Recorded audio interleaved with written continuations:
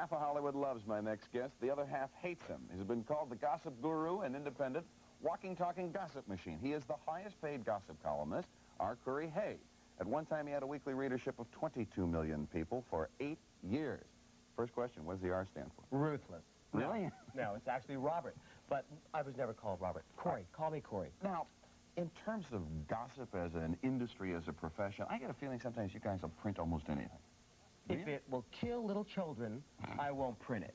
No, everything is pretty much fair game, as long as it has two sources and, you know, is actually verifiable. How do you get two sources on some of the stuff when some of the stuff you're writing about just happens between two people late at night? That's right. Is it hard to get two sources? Well, I try to get under the bed when I can.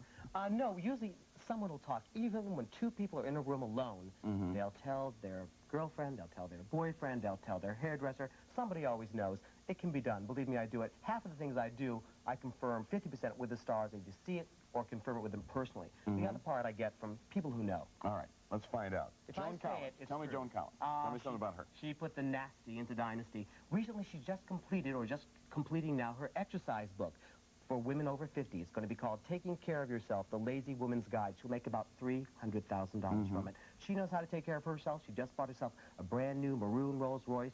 The license plate reads Alexis. Meanwhile, they've just spent $250,000 for Dynasty's new wardrobes for Linda Evans and Joan Collins. That's about 45 outfits. That's $5,000 an outfit.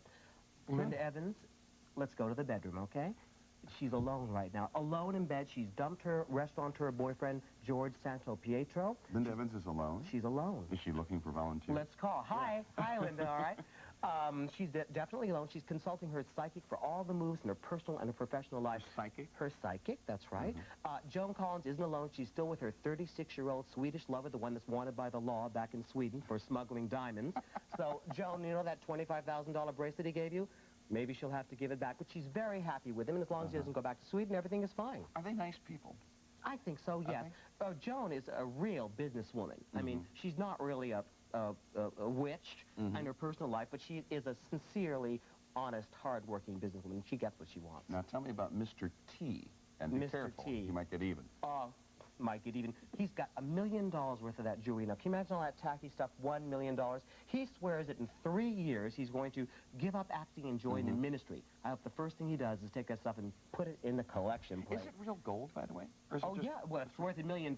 It better be gold and diamonds, too. Meanwhile, that secret illegitimate child he has in Chicago called Lisa Clark, she's 13 years old. She still lives in a third-floor walk-up. Now, Mr. T just got a house in Hollywood, and he said, any member of the family can come. I hope he'll let Lisa Marie come. Meanwhile, George Papard and Dirk Benedict both hope that Mr. T will become a minister because they're getting very, very jealous of all the attention and publicity that Mr. T is getting. George Papard was originally hired to be the leading man on the show. All right, let's go to princesses now. Princess Carolyn, Princess Grace. Well, they're still throwing themselves on Princess Grace's grave. Ever since that little girl in France said that praying to Princess Grace brought her down, kissed her eyes, and she was blind, and now she sees. What?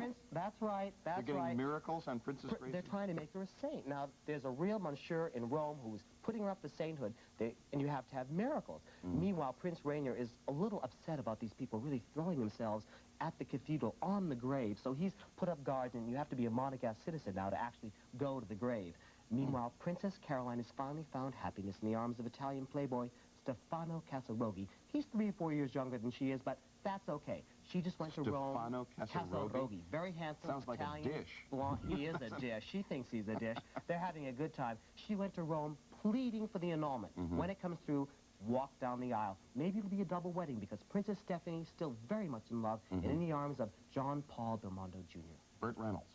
One of my favorite Reynolds people. and Lonnie Anderson are back together. Aren't you dying to know that? I mean, no, that's very bad news. Know that? It's terrible news. They're back together. In fact, he liked her so much he gave her round-the-clock bodyguards at a cost of $25,000 while she was filming the new TV movie, My Mother's Secret Profession. She was a prostitute. That's the one that Ryan O'Neal told Farrah she couldn't take the part because she looked too young to play a mother with a teenage daughter. Being Lonnie Anderson's bodyguard, that'd be a very difficult job. Would you like to do that, Norm? Difficult job. What part do you want to guard? Barbra Streisand. What do we know about her? Did you see Yentl?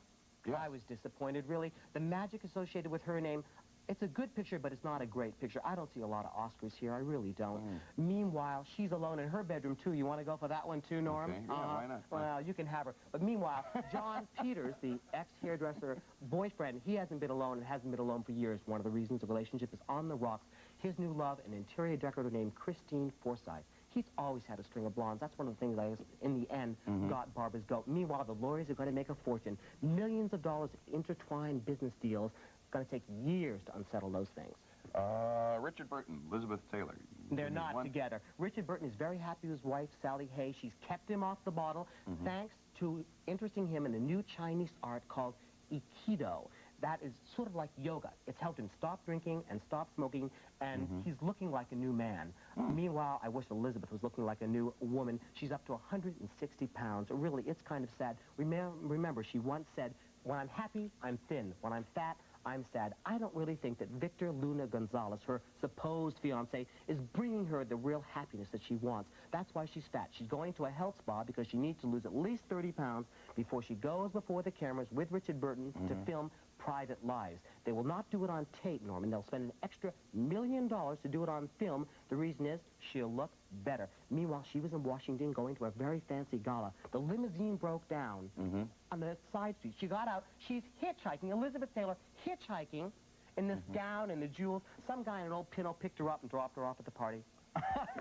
It wasn't me. It wasn't you. Couri, thank you very much for stopping by It's a pleasure. and dishing it on the stars. It's a pleasure. Thank you, too, Norman. Who joins Breakaway as the regular gossip columnist every Tuesday and Thursday. He's been called the gossip guru, dining with Brooke, or dancing with Princess Grace, maybe partying with Liza, and certainly friends with John Lennon. He's the entertainment reporter for AM San Francisco, and he's had his own TV show in New York City for the past 10 years. And why not? His weekly column has been read by over 22 million people each week, making him the highest paid gossip columnist in the world. So we'd like to welcome Couri. And I know that you travel everywhere in the world finding these wonderful stories. Where have you been recently? Well, Martha, I just got back from the star-studded slopes of Aspen, Colorado. And if you just had your carpets cleaned, don't invite high-flying Jack Nicholson over to your party. I did, and he bumped into the wall, the people, fell flat on his face while going up the stairs, and then threw up on one of my guest's legs. I think he should win the Oscar for his stunning performance in this year's Best Picture Terms of Endearment. But Jack, that's no excuse for bad behavior in public. By the way, his co-star Shirley MacLaine is whispering terms of endearment to Russian film director Andrei Konchalovsky. John Denver celebrated his 40th birthday and his divorce from his wife Annie by having a party to unveil a new $300,000 wing to his $5 million Aspen home. It was just last year that he took a buzzsaw and destroyed $20,000 worth of new kitchen cabinets his wife Annie had just installed. And then he went into the bedroom and sawed their double bed in half to let her know that their marriage was definitely over. The divorce is final now. Although they are friendly, they share the custody of their children. All rumors of reconciliation are totally false. Barbara Mandrell was in town singing while she shopped. They love her in Aspen. She spent about $15,000 on clothes and presents for her family and friends. Goldie Hawn and Kurt Russell are very much in love. They were everywhere together, kissing, clutching, shopping. He bought her several very expensive and sexy leather outfits. Kinky? No, Martha. They're completely normal. In fact, don't be shocked if they walk down the aisle this year. Both of their respective children are pushing for it. I did miss the regular appearance of the Kennedy clan this year. They've probably run out of places to stay. Ethel and her brood have been banned from most of the hotels for wrecking their rooms and skipping out on their various bills around town. Senator Kennedy, who has an eye for pretty young blondes and is usually too loose at parties and in public, was in the hospital where he's been ordered by his doctors to slow down or he'll find himself down for good. He's an excellent father, but under a lot of pressure. I think he'll get through this midlife crisis and come out on top. Sidney Poitier was in town with a large entourage. He took about 20 of them to the Crystal Palace for the dinner show, where everyone wanted to see more of the magical singer Leslie Stevens. That night cost him about $2,000. Leif Garrett has an interesting sense of fun. He thought it was amusing to knock the tops off $3,000 worth of French Dom Perignon champagne with a meat cleaver. Everybody laughed, including Dudley Moore, who got sprayed from top to bottom. Clint Eastwood got into a drinking contest, matching shots of booze with a bartender at the Tippler, which, along with Andre's, is Aspen's hottest spot. Clint decided it would make his day to shoot one over his shoulder. It landed right into the face of a local beauty who started to scream then swooned when he apologized with a kiss. Now she brags, Clint Eastwood shot in my face. Oh, and Martha, his new movie, Sudden Impact, a great, gritty cop movie. Well, I would agree with you on that movie, and I'll tell you, Couri, I haven't heard this much gossip at one time in a long time. It's fantastic stuff. I do have a question for you. Okay. Yesterday, I read in the paper that Johnny Weissmuller had died. He was always one of my favorite actors, and certainly my favorite Tarzan. I was wondering if you knew any inside stuff on the funeral. Well, he was 79 years old, and he was married 5 times. Only his last wife, Maria, was there. And unfortunately, none of his Hollywood colleagues, except for the man who played his double, who brought along a chimpanzee, a sort of a symbolic cheetah. And when they lowered Johnny into the ground, they played his Tarzan call. Somehow, Couri, I knew that you'd know something, and the Tarzan call kind of makes me feel better about it all. Moving along to Thursday, what have you got in store for us? Well, would you like to know, or should I tell you why Princess Caroline didn't have that abortion? Wishing you good gossiping, this is our Couri Hay reporting. Now, as talking about a series and favorite actors or actresses, I certainly have been following them, Sharon Gless and Tyne Daly, but there's someone else I've been following, Princess Caroline. And with me is Tinseltown's Tattler R. Couri Hay himself. You've known the family, the royal family, for some time personally. Was Princess Caroline really thinking about an abortion? Well, Martha, Norman, are you ready to dish the dirt? We're ready. I think we're ready. Are you sure? Well, I think so. Can I be frank? Yes. And a little bitchy? I don't know. I wouldn't commit to that, Couri. Okay, here Ready we to go. Princess Caroline, who turned 27 this week, was 2 months pregnant when she married Stefano Casaroghi last month in Monte Carlo. On Tuesday, I told you I would explain why she did not have an abortion, so that she could wait for the Vatican to annul her first marriage to that jerk, Philippe Junot, who hurt and cheated on her, thus allowing her to remarry honorably in the eyes of the Catholic Church, something her mother, Princess Grace, desperately wanted and worked for up until the day she died. 6 months ago, her longtime lover, Robertino Rossellini, the illegitimate son of Ingrid Bergman, who Caroline's entire family loved and wanted her to marry, jilted her because he could no longer tolerate her affairs with other men. Suddenly, alone, and as always confusing sex and love, she fell hard and fully for this young Italian stud. She got pregnant. She had 3 choices: have the baby out of wedlock, have an abortion, or get married. Now, Princess Caroline has been a wild, and I mean wild girl. I have personally watched her play out a drama for the past 10 summers in Monte Carlo that would rival the plots of Dallas and Dynasty put together. She flagrantly disregarded her parents' morals and incurred their anger constantly. But Princess Grace instilled in her a deep respect and love for human life and children. Caroline has always told me her most important dream was to have a husband and a house full of children. She made the only real choice she could, marriage to the father of her child and the man she loves. I wish her every happiness. She deserves it, I think, and hope. She now realizes it will only come with hard work and commitment from both sides of the aisle. Prince Rainier has locked away and is refusing to release Princess Grace's last movie entitled Rearranged, made the year before she died. In it, she portrays a character not called Grace and not a princess, but who otherwise does and enjoys all the things Grace did in real life, such as grow and arrange flowers and share their spiritual beauty with the sick, the young, and the underprivileged. During the film, directed by her friend Robert Dornhelm, Grace, looking like a goddess, is seen in front of the exact spot where she drove off the cliff to her death, talking philosophically about the joy and pain of life. American TV producers have offered over $10 million for the feature, but Rainier has perversely and mysteriously refused to release it. Perhaps public pressure will force him to let America have a last look at our princess. My personal opinion is that Prince Rainier will never dare remarry, though he has been spending a lot of time with Virginia Gallico, the lovely English widow of novelist Paul Gallico, who wrote The Poseidon Adventure.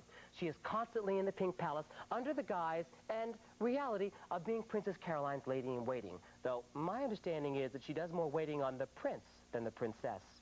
18-year-old Princess Stephanie has settled down from her previous wild ways and is still tiara over glass slippers in love with 20-year-old Jean-Paul Belmondo Jr., son of the French actor. They have moved into a Paris apartment together with the permission and financial support of their parents. The couple fight constantly over his insistence on racing cars for a career. I can't imagine why. Stephanie is a designer's apprentice at the couture house of Christian Dior, where she literally helped sew up her sister Caroline's latest wedding ensemble, Stitch Stitch. I expect them to become officially engaged and then married grandly by her 21st birthday. He has already given her a little diamond friendship ring that she never takes off. That's terrific, Couri. I just wonder if there's anything left for the next time we get together. Well, Martha, Norman, this weekend I'm looking forward to attending the 41st Golden Globe Awards. This year, actress Anita Finch, the daughter of the late Academy Award winner Peter Finch, has been chosen as Miss Golden Globe. Joan Collins, Paul Newman, Victoria Principal, Robert Wagner, Linda Evans, and many more stars will be there. Me too. And I'll have a report on that next week. Plus, I'm going to tell you what Elizabeth Taylor's life is like without booze and pills. Wishing you good gossiping. This is our Couri Hay report. Information about what life for Liz will be like. Couri, what's it going to be like? Elizabeth Taylor has just spent 47 days at the Betty Ford Rehabilitation Center in Palm Springs. In fact, Mrs. Ford personally counseled her during her entire treatment. Elizabeth did not get her usual lavender-colored room and gold star in the door. Instead, she was assigned a stark, simple room with 2 single beds, a chest of drawers, and a desk. Her roommate was a 21-year-old girl who has been a junkie since she was 13. They got along very well. Elizabeth was also very open and helpful with all her co-patients, privately and during group therapy. While in the clinic, Elizabeth made her own bed, cleaned her own room, washed floors, and took out the garbage. That's far different from the days when she stayed in a fancy New York hotel and the maids would enter daily to find dog dew, spilled nail polish, cigarette butts, and an orchid plant that had been allowed to rot through the carpet. Elizabeth shelled out $14,000 for the damages when she checked out that time. Now life is different for Elizabeth Taylor. She no longer sees things through a haze of booze and pills. Her close friend and spokesperson, Chin Sam, personally told me that she'd spoken to her several times this week, that her spirits were high, naturally, and that she felt better than she has in years. When she was released from the hospital, she spent the first few days with her children. Her romance and engagement to Victor Lunar is still on. They're away together right now making plans. Elizabeth has lost weight, though I'm sure it's not enough. Elizabeth is committed to a new life without pills and booze. I admire her for publicly admitting her problem and then doing something about it. It would have been possible for her to hide herself away in a private Swiss clinic for the cure without any publicity. I think she shared her problem with the world so that perhaps others would be able to face, tackle, and conquer their own dependencies on drugs and alcohol. At this time, Elizabeth has no definite projects she's committed to. Her plans to film Private Lives with Richard Burton have been canceled. The Elizabeth Theater Group has been disbanded. She wants to take it easy for a while, but she does plan to go back to work later in the year. I just hope Betty Ford has given her the name of her plastic surgeon, too. I can't wait. Speaking of fat and fitness, and who isn't this year of the Olympics, Barbara Streisand has checked herself into the Canyon Ranch Fat Farm in Arizona. She should lose a lot of weight because she's on a restricted diet of only 800 calories a day, in addition to hiking, yoga, and aerobic classes. I'm glad she looked a little chunky in Yentl, or yawn till it's over. I found it a dull and disappointing movie. Barbara, you can do better than that. Oh, and guess who the next celebrity to write a fitness book is? None other than our own President Ronald Reagan. His health tips were recently included in the Sunday Parade magazine, and it generated such favorable publicity that he's going to put all his tips in a book that will include pictures of him doing his favorite exercises. It should be available by September, just in time to quell any voters' doubts about his age, energy, and vitality. I didn't think there were any exercises left to put in books, but Couri, you promised that you'd have some more stories from us about Elvis Presley. You're right. Martha Norman, some old Elvis Presley records have been discovered in a trunk in London which have never been released before. They include an original recording of his hit Hound Dog, the first version he recorded. The songs will be included in a new album to be released next month. Now, Thursday, I'll tell you why Elvis's ex-wife Priscilla and his daughter Lisa Marie, who, by the way, turns 16 tomorrow, live their lives in constant fear. Wishing you good gossiping, this is our Couri Hay report. On Tuesday, I told you I would tell you why Elvis Presley's ex-wife Priscilla, now one of the stars of TV's Dallas, and their daughter Lisa Marie live their lives in constant fear. Sadly, there are wackos out there who blame Priscilla for the king's death because they think she dumped him in 1973 and broke his heart. Priscilla has emphatically stated that she blames Elvis for his own death. Since that tragic day he died in 1977, there have been constant death threats against Priscilla and kidnap plots against Lisa. Mind you, that she is Elvis's sole heir and has a trust fund worth over $7 million. But be assured they are well protected and happy. Now, here's my exclusive backstage report on one of the world's most prestigious prizes, the Hollywood Foreign Press Association's Golden Globe Awards. This exciting star-studded show either has been seen or will soon be seen on your local TV screen. Ever-chic Jane Wyman had a friendly fight with Ed Asner backstage over her quip about winning the Golden Globe as TV's Best Actress. Lou Grant marched up to Falcon Crest's Best Love Bitch, shouting, "What's this about you saying you're too old?" Jane smacked him hard on the tush, she couldn't miss it, and said, "Oh, Ed, you never listen. I'm too old to be happy and too young not to be grateful." I wonder if she ever did that to Ronnie. Smart and sensual Victoria Principal had to cancel her appearance as she was invited to Washington to speak before Congress, where she is trying to raise funding for the National Arthritis Foundation, something both her parents suffer with. Good for you, Victoria. Silkwood star Cher confessed that she cried when she first saw herself portraying a lesbian. She hoped she'd look better on the screen. Me too. Cher's now proven herself as a serious actress on Broadway and in the movies, but that doesn't mean she should give up her Hollywood glamour. She looked tacky in a T-shirt, leather top, and miniskirt slit halfway across her bleep. This was a black tie affair. Let's hope she'll show more respect for her public and peers at the Oscars if she is nominated for her performance in this excellent film, as I think she deserves. But with Cher, you never know. A super sexy but super rude Paul Newman posed for photographers willingly for his own glory, but refused to be photographed with fellow winners Barbra Streisand and Shirley MacLaine at the same time, declaring, "Enough is enough. I don't care. Get me out of here right now." He then made a very unglamorous escape through the kitchen. Come on, Paul. Are you threatened by the lady's talents and many awards?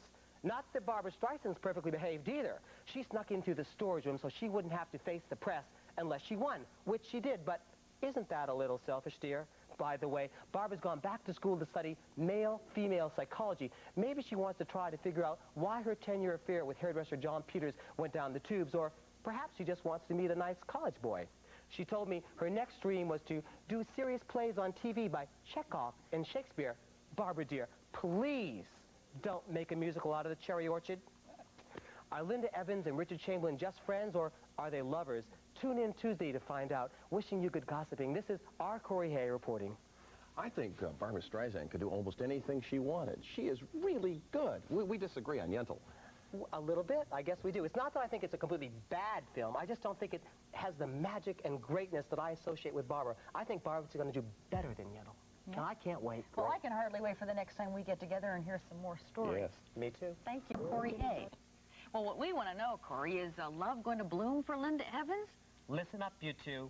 Last Thursday, I promised I would tell you if Linda Evans and Richard Chamberlain were friends or lovers. Well, luscious Linda recently ended a very serious and long affair. She's confided that her fondest dream is to marry and have a family. Richard has not been linked with a lady in a long time. I went right to the stars themselves, as this picture by paparazzi king Ron Galella shows, to ask the question for you. The former Thornbridge star assured me, however, that their dates have been strictly platonic. No sex. They're just friends. Okay, Richard, I'll believe you for now. But I told him to go for it. These two are major music together. Richard, don't be the last one to see the light. Now, Linda, if the guy on the right just wants to be friends, please look left. Ursula Andress, you will remember, lost her husband, John Derek, to Linda Evans many years ago. She was recently visiting a pal at his villa outside of Rome. Late at night, while she was upstairs sleeping with her one-year-old illegitimate son, Dimitri, by actor Harry Hamlin, a group of hoodlums burst into the estate, tied up her host, and slashed his face with a knife. They also stole $60,000 worth of cash, jewels, and antiques. A terrified Ursula, hearing the commotion and fearing rape or kidnap, grabbed her son and hid in a closet until she heard the thugs leave. She then rushed downstairs, freed and comforted her bleeding friend before fleeing to Rome while the crime was reported to the police. Fearing sensationalism in the press, the incident has been hushed up. Rich and generous, Kenny Rogers gave his stunning wife, Marianne, a box of Cracker Jacks for her 40th birthday. Inside was a 15-carat diamond ring worth a cool $1 million. Not bad, Marianne. Mickey Rooney, who's celebrating 60 years in showbiz, just opened his smash play Sugar Babies with the ageless Ann Miller in Hollywood. When the show was first offered to Mickey, he said, "I shouldn't do this piece of crap, should I?" I saw the Broadway opening and couldn't have agreed more. I found this burlesque and vaudeville show to be boring and vulgar. But I also found the stars to be irresistible, especially when they're on stage together. This time around, I skipped the show and went to the party at the legendary Brown Derby. There, Danny Thomas whispered that he would be doing guest spots on Benson next season. Priscilla Presley's boyfriend, Michael Edwards, looked, as usual, like a young Elvis. But the real scoop was the legendary Ruby Keeler admitting that sugar babies made her want to dust off her tap shoes. It was quite a glamorous evening. On Thursday, I'll be talking about the revolving doors in Tom Selleck's bedroom. Come back to me. Wishing you good gossiping. This is our Couri Hay reporting. Martha, good luck. I can hardly wait, Couri. I'll tell you what I find in here, and I'm also looking forward to those revolving doors in Tom Selleck's bedroom. You want to go through one? No, I just want to hear about it. Okay. That's right. Tom Selleck's love life and the revolving door, as I recall, Couri. That's right, Martha. On Tuesday, I told you I would tell you about the revolving door in Tom Selleck's bedroom. Well, the handsome hunk seems a bit confused lately when it comes to deciding who shares his pillow and who doesn't. Magnum is bouncing between longtime lady love model Andy Tucker and short-time girlfriend dancer Jilly Mack. Jilly seems to be hot between the sheets right now. When I saw them out last week at the Golden Globes, they were so close you couldn't stick a knife between them without drawing blood. Blonde bombshell Bo Tenderek and her husband John have received a devastating letter from MGM Studios. It states that their new movie Bolero is so bad that it cannot be released as is. Looks like it's back to the bedroom, or rather the editing room, kids. Mick Jagger is giving his lady love Jerry Hall a lot of lip lately over what the surname of their expected child should be, Hall or Jagger. They spent all last night yelling and screaming over this vital issue. Come on, you two, get it together. Haven't you ever heard of a hyphen? Dee Wallace, the mom in E.T., is back in the driver's seat after her $35,000 Mercedes was stolen 3 hours after she bought it. She told me it took police 2 weeks to find the car, and they discovered it 10 blocks from where she had parked it. The creeps who stole the car caused $5,000 in damages when they ripped out the only one to have lost a new Mercedes. Jerry Lewis was finishing his new movie To Catch a Cop in Paris recently, and his week-old Benz was heisted from right in front of the studio. The film is a comedy, but the loss was no laughing matter for the not-so-long-ago bankrupt star. By the way, Jerry made a few enemies with the French people who are the world's biggest Lewis fans. He made some sassy comments during his acceptance speech for the coveted Commander of Arts and Letters Awards. He got up to speak. He blasted French television, calling it messy, not funny, totally chaotic, a ship without a captain. He may be a comedian, but a politician? He's not. The Jet Set's favorite fat lady, Christina Onassis, is trying to lose some of her 200-plus pounds at a European health spa. The woman who used to drink 2 six-packs of Coca-Cola a day is now on what is called the zero diet, which allows almost no food. This will hopefully be a cure for her zero sex appeal. Doctors have told her to take it off before she has a stroke or a heart attack. Christina, affectionately known as Thunder Thighs, actually tried to join a Greek nudist organization. She thought their rules of no smoking, no drinking, and no sweets would help her lose weight, but the nudies turned her down flat, saying they don't want the rich or famous, only those seriously nude and natural. But frankly, would you want to see Christina Onassis nude? I know her, and believe me, the answer is Well, that was certainly another earful, Couri. What have you got for us on Tuesday? The magical Betty Davis will never be returning to the Sirius Hotel. Tune in Tuesday, and I'll tell you why. Come back to me. Wishing you good gossiping. This is our Couri Hay reporting. Thanks, Couri.